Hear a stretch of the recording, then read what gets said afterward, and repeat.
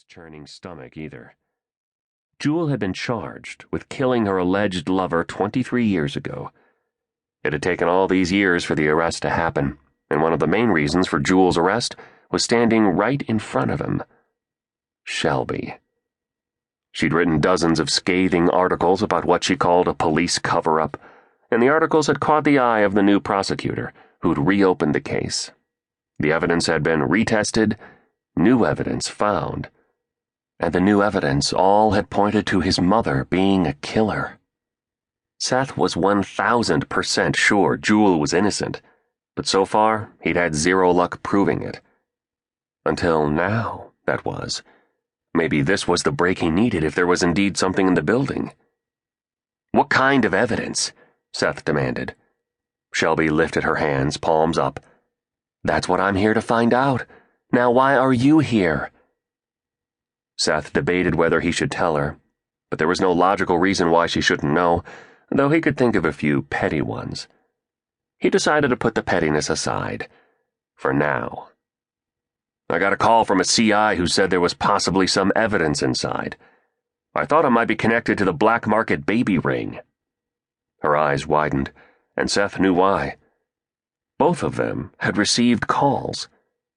His CI was as trustworthy as a criminal informant could be, which meant the guy could be swayed by a buck or two. And Shelby's contact had been anonymous. Yet the calls had brought them here together with the lure of something they both wanted. Evidence. That couldn't be good. "You should leave now," Seth told her, and he turned to head back to the warehouse. Of course, she didn't leave. Shelby trailed right along behind him. "But what if there really is something inside connected to the murder investigation?" she asked. "Then I'll find it and turn it over to the authorities." She huffed. Again, he knew why. Shelby likely thought he wouldn't want to add any more nails to his stepmother's coffin. But if he did indeed find something, he wouldn't suppress it.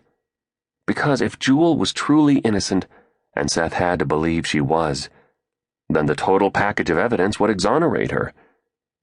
Seth had to hope that. "This could be dangerous," he reminded her. He hadn't figured that would get her running, and he was right. It didn't. He'd read some of the articles she'd done, and Shelby wasn't a runner. She did all sorts of risky, stupid things to get a story.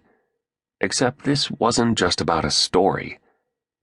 Because Jewel had been accused of murdering Shelby's father, Whit. That made this personal for both of them, and even though it wouldn't stop him from looking inside the warehouse, Seth knew it was never a good idea to mix personal stuff with business. "I'm not leaving," Shelby insisted. Seth wanted to roll his eyes. "Then at least stay behind me in case something goes wrong." Of course, she didn't do that either. Shelby got in step along beside him. So close that he caught her scent. Something girly, or maybe womanly was the right word. It was some kind of shampoo mixed with something natural. Something that reminded him that Shelby was a woman, and not merely a neck he'd sometimes like to wring. Seth decided to ignore her and her scent so he could get on with his job. The sooner he did that, the sooner he could figure out if there was something to find and then get the heck out of there. The front door to the warehouse was wide open, but Seth didn't go there. Instead, he went to one of the windows that dotted the exterior. The glass was filmy and cracked, but he looked inside. Then he cursed under his breath. It was too dark to see anything. That meant going inside without the benefit of knowing if someone was lurking there, ready to attack. "If someone shoots at us," Seth snarled, "at least show some common sense and get down, so you don't get your head blown off." He hadn't meant that to scare her. Okay, he had, but as with his other attempts, she didn't scare this time. Shelby was right on his heels when he stepped into the doorway.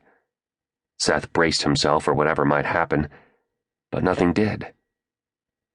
He stood there a moment, so his eyes could adjust to the darkness, and then he had to look around. It was basically just one giant room, with what appeared to be an office on his left and an exit straight ahead. There was another room with its door closed.